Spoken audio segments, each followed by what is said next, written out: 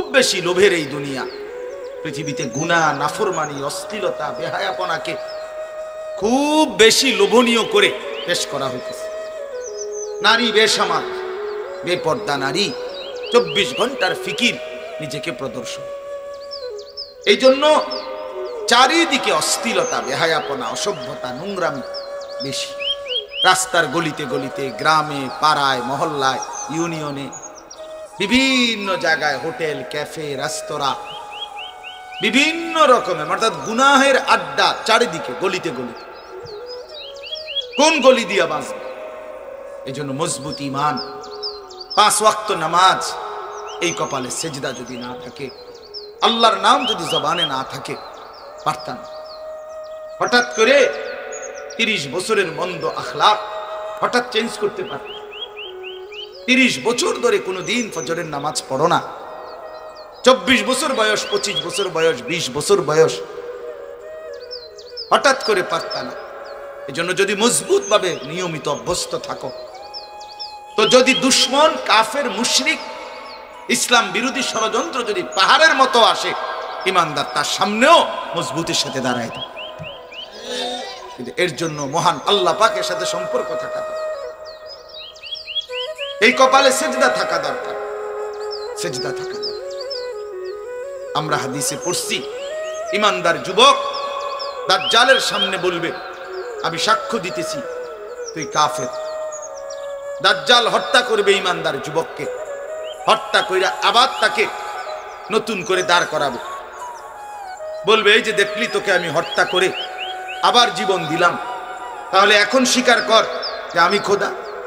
তখন হাদিসে আছে, নবী বলেন, ইমানদার যুবক তখন বলবে, আল্লাহর কসম, এবার আমি মজবুত হইলাম, এবার আমি আগের চাইতে দৃঢ় হইলাম যে তুই আসলেই কাফের। কারণ নবী বলছে দাজ্জাল হত্যা কইরা আবার জীবন দিতে পারবে, এখন দে আবার, এখন আবার হত্যা, এখন আবার পরে আবার ফিরা, এবার আর পারবে। অর্থাৎ ইমানদার তখন জান দিয়েও বেঈমানের মোকাবেলায় আল্লাহর উপরে মজবুত থাকে। এই জন্য আলহামদুলিল্লাহ, তোমরা অনেক নওজোয়ান আসছো, তোমাদেরকে মোবারকবাদ, ধন্যবাদ। আল্লাহর জন্যই আসছো, আল্লাহর কথা শুনতেই আসছো। তাহলে প্রিয় ভাই, যেহেতু আল্লাহর কথা শুনতেই আসছো, তাহলে আরেকটু আগাও, আরেকটু আগাও। তুমি নামাজ ধরেই ফেলো, তুমি সেজদা দিয়েই ফেলো, শরীর পবিত্র রাখো, গুনাহ ছাড়বার জন্য নিয়ত করো, দেখবা দিলের মধ্যেও শান্তি লাগবে, জিন্দেগিটাও সহজ সরল হবে, আল্লাহ তাআলা আখিরাতেও স্বামী বানাবে। আসলে গুনাহমুক্ত জীবন অনেক সহজ হয়, আরাম হয়, মজাদার হয়। গুনাহ শান্তি দেয় না, আল্লাহর কসম, আল্লাহর কসম। প্রতিটা গুনাহ আগুন, আল্লাহ কোরআনে বলছে। অতএব আগুন কখনো শান্তি দেয় না, গুনাহ তৃপ্তি দেয় না, লোনা জলে তৃষ্ণা মেটে না। যে পানি লবণাক্ত, ওই পানি দ্বারা তৃষ্ণা মেটে না। অতএব যেটা গুনাহ, আল্লাহর কসম, ওইটা দ্বারা তৃপ্তি হয়। এক সাগর মদ পান করলেও মদখোর, নেশাখোর, গাঞ্জাখোর, ফুট্টাখোর, বাবাখোর, ডাইলখোরকে জিজ্ঞাসা করো, ইয়াবাখোরকে, কোনোদিন সে তৃপ্ত হয় না। কিন্তু পানি 1 গ্লাস পান করলেই তৃপ্ত হয়েছে। গুনাহ তৃপ্তি দেয়। যে যুবক উলঙ্গ ছবি দেখো, নারী দেখো, সারা পৃথিবীর সব নারী উলঙ্গ করলেও তোমার তৃপ্তি হবে না। কিন্তু ইমানদার একজন পবিত্র স্ত্রী, হালাল একজন স্ত্রী দিয়েই তার 70 বছরের জিন্দেগি পার করে। হালাল যেটা, এটা সুখ দেয়, হালাল যেটা সেটা তৃপ্তি দেয়, হালাল যেটা সেটা দিলের সুকুন, হৃদয়ের প্রশান্তি দেয়। গুনাহ তৃপ্তি দেয়। ওই ভাইয়ের পুরা মনোযোগ মোবাইলটার দিকে, ওনার পুরা খেয়াল হইল হুজুরের কথা, যা অন্য মানুষ তো শুনতেছে আর কি, তার পরে জিগায় এলো, বুঝলেন? আপনি অন্যদের থেকে পরে জিগায় নেই, মানে এটা অনেকের অভ্যাস যে আরো বলুক, আমি আমার মতো। হুজুরের আব্বাই কইলো আমি লড়তাম, বুঝলেন না? আমি যেটা করতেছি এটা হুজুর কি তা হ্যাঁ, এটা ঠিক না, এটা উচিত না, এটা উচিত। আল্লাহ আমাদেরকে বুঝ দান। চলেন এবার আমি ছোট ছোট 6টা আয়াত পড়ছি, এই আয়াতটার তরজমা বলি, আমার কথা শেষ। আমার আসলে মাগরিবের পরেই বয়ান করার কথা ছিল, আমি উপযুক্ত টাইম দিতে পারি না, আসতে দেরি হয়ে গেছে। আমি এর আগে আরো 2টা মিটিং, বয়ান, সারাদিন ঝামেলায় থাকি রাতে, এই কারণে আসতে দেরি হয়েছে। ইনশাআল্লাহ আমি আসলেই, আল্লাহ যদি তৌফিক দেয়, আল্লাহ পাক তৌফিক দিলে, সুযোগ দিলে আবার কখনো ইনশাআল্লাহ আরো লম্বা সময়ের জন্য আসবো। 30 নম্বর পারা, 83 নম্বর সূরা। সূরাটার নাম হলো তাতফিফ। আমি যেই সূরাটা পড়ছি তাতফিফ, এই সূরাটার 6টা আয়াত আমি পড়ছি।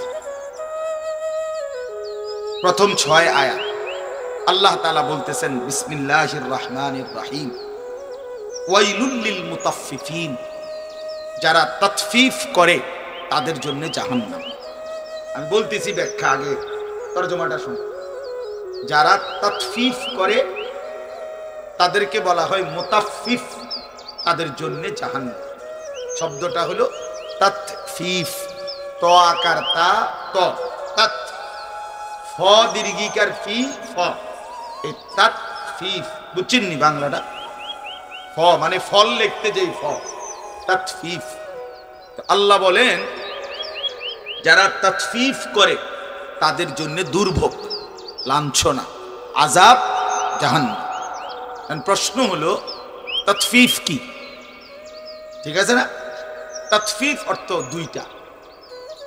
প্রথম অর্থ হলো তাতফিফের ওজনে কম দেওয়া, এটাই অর্থ। তাহলে অর্থ এই দাঁড়াইলো, যারা ওজনে কম দেয়, যারা অন্যকে ঠকায়, আল্লাহ বলে তাদের জন্য জাহান্নাম। আল্লাহ আবার নিজেই ব্যাখ্যা করে দিছে পরের 2 আয়াত, আল্লাযীনা ইযা তালু আলান নাসি ইস্তাউফুন। আল্লাহ বলে তাতফিফ কাকে বলে, আল্লাহ নিজেই বলছে, যারা নিজের জন্য যখন নেয়, ইস্তাউফুন, তখন পূর্ণ নেয়। ওয়া ইযা কালুহুম আও ওয়াজানুহুম ইউখসিরুন, অন্যকে যখন মাইপা দেয়, অন্যের জন্য যখন দেয়, তখন ইউখসিরুন, কমিয়ে দেয়। নিজে নিলে 60টায় একালি, আরেকজনকে দিলে 3টায়ও একালি। বুঝেন নাই কথাটা? নিজে নিলে 1000 গ্রামে 1 কেজি, আর অন্যেরে দিলে মাঝে মধ্যে 900 গ্রামেও কি। তার মানে অন্যকে দেওয়ার সময় কি করে? আল্লাহ তাআলা বলেন এই নাফরমানের জন্য জাহান্নাম। তাহলে এখানে আমি বুঝাইতে চাই 2টা কথা। 1 নাম্বার কথা হলো, এই অন্যকে, মানুষের সাথে লেনদেন, যেই কোনো ব্যক্তি আমার কাছে যা পায়, যেই কোনো ব্যক্তি, কোনো মানুষ আমার নিকট যা প্রাপ্য, তার প্রাপ্য পূর্ণ দেওয়া, এটা আল্লাহর আদেশ। আর তাকে ঠকানো, তার প্রাপ্য কম দেওয়া, এটাই তাতফিফ, ওই ব্যক্তির জন্য জাহান্নাম। তাহলে এখানে গুরুত্বপূর্ণ তাফসিরে লিখছে যে এটার অর্থ হলো বান্দার হক কোনোভাবেই না ঠকানো,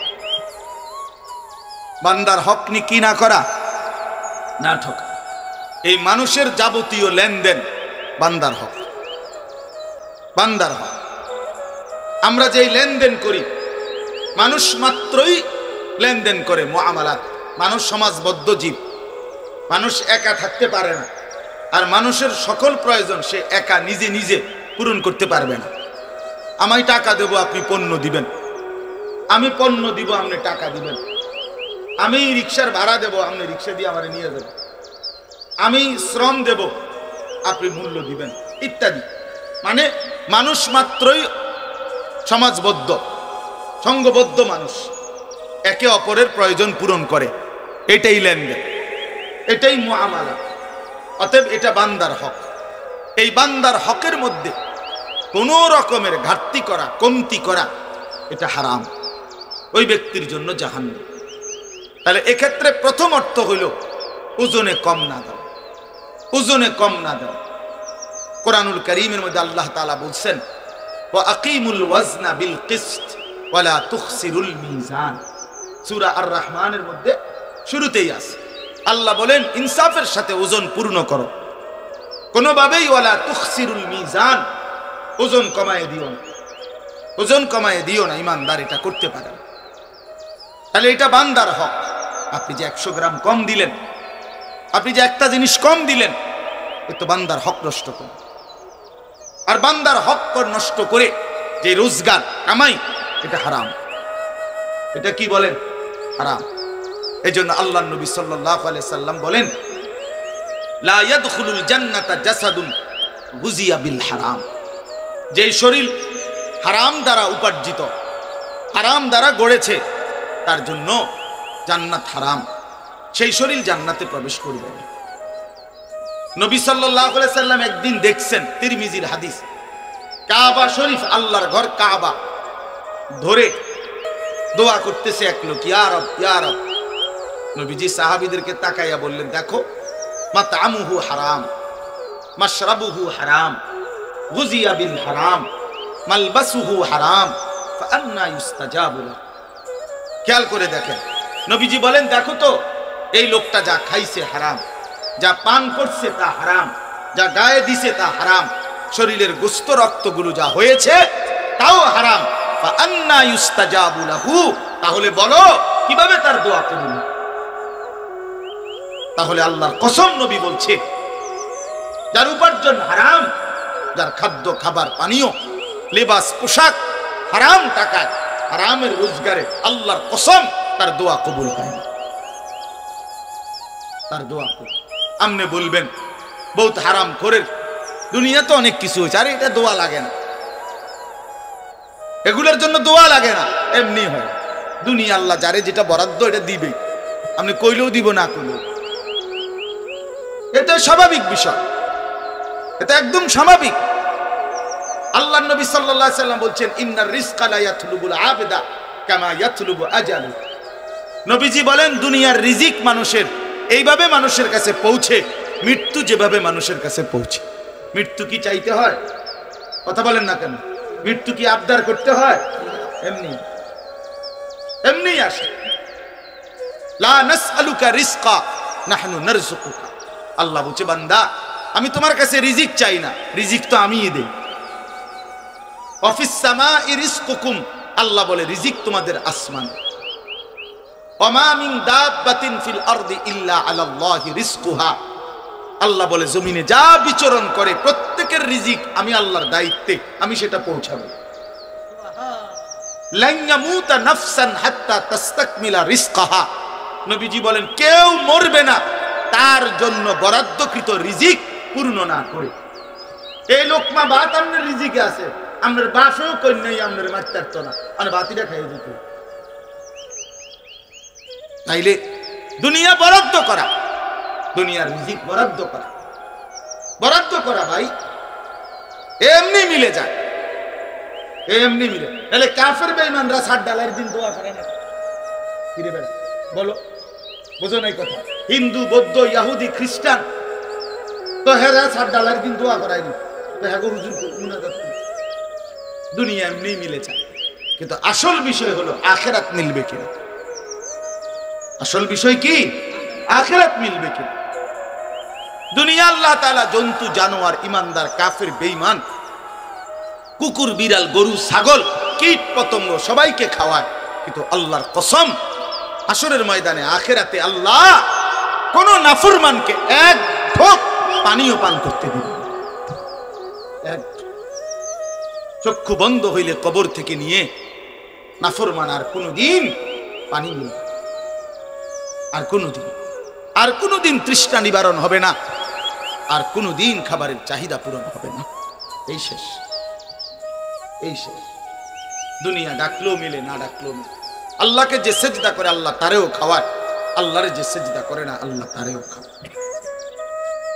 এখানে ইমানদারও রিজিক পায়, কাফের বেঈমানও রিজিক। এটা তেমন আশ্চর্য কিছু না ভাইয়া।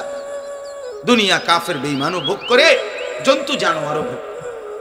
এই জন্য দুনিয়া খাইতেছি পড়তেছি, আল্লাহর রহমতে খাইয়া দাইয়া ভালো আছি না, না, এক ইমানদার খাইয়া দাইয়া ভালো থাকে না, ইমানদার ইমানে আমলে ভালো থাকে। জিফুত লইয়া আপনার দয়া 10 জনের দোয়ায় আল্লাহর রহমতে খাইয়া দাইয়া ভালো আছে, দূর বেটা করতে ভালো আছে কাফের। এই কথার ভিত্তিতে যদি ভালো থাকা হয় তো খাইয়া দাইয়া তো বেঈমান আরো ভালো আছে, তো এটার মধ্যে আর কি তা 4 তলা বিল্ডিং আপনি, আচ্ছা ইউরোপ আমেরিকার মধ্যে 4 তলা বিল্ডিং কেউ গনার ধরে? এটা তো মূর্খের গরম। আমার ওই যে আমার পরিচিত ইউরোপে থাকে, বলতেছে হুজুরে আপনারা যে সমস্ত প্রাইভেট কারে চড়েন এগুলা দিয়ে ইউরোপের মধ্যে ছাগল টানে। এগুলা দিয়ে কি টানে? ছাগল টানে। হ্যাঁ, আমি যদি বলি শোনেন, খামখেয়ালি বক্তা মনে করেন না, প্রাইভেট কারে আইছে, তার একজন বিদেশি কবে হুজুর আর এই যে তো ছাগল টানে, আপনি এইটা লইয়া নি ফুডাঙ্গিরি মারতে নাইছেন, তাইলে এটার মধ্যে ফুডাঙ্গিরির কিছু আছে? এটা মাতবরির কি নিয়ে অহংকারের কি? এটা সোফার মধ্যে আলাদা বিশেষত্ব কি? এসি ফ্রিজের মধ্যে আলাদা বিশেষত্ব। ইউরোপ আমেরিকার মধ্যে তো এসি রুমের মধ্যে কুকুর ঘুমায় না, বিড়াল ঘুমায়, শুকরের ফার্ম, সেন্ট্রাল এসি, দামি অত্যাধুনিক সাবান দিয়ে গোসল করা শুকর কি হিসেবে? এই জন্য বাস দোস্ত আমার, দুনিয়া ভোগ করা হামরি কিছু না, আসল বিষয় আখিরাত। আসল বিষয় কি?